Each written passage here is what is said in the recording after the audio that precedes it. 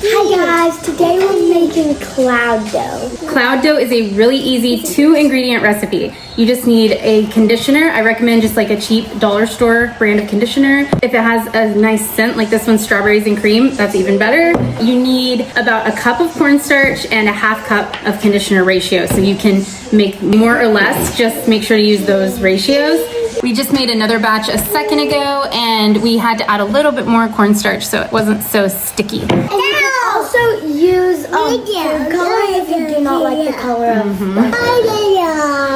1 cup, half cup. So you're just gonna add about a cup of this. It's kind of messy, you can do it over the bowl. Like you can fill it up like the entire thing. Yeah, like a big heaping cup basically. Because really it's probably like a little bit more than just 1 cup. Yeah, that's pretty good to start. That's what makes it like soft and smooth.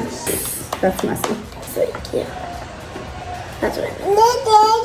Like that. And then we're just gonna dump it out. Use your spatula to get it started. This spatula you can. And once it starts kind of getting into like a big clump, then you can start using your hands to like mold it. We're just gonna spin, spin, spin, spin.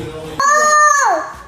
This one. You just keep like working it and then like keep adding like the dry part. Like it's a little bit sticky still, so we're gonna add a little bit more cornstarch. Ma, is this good? Okay, so I'm gonna add some yellow food coloring.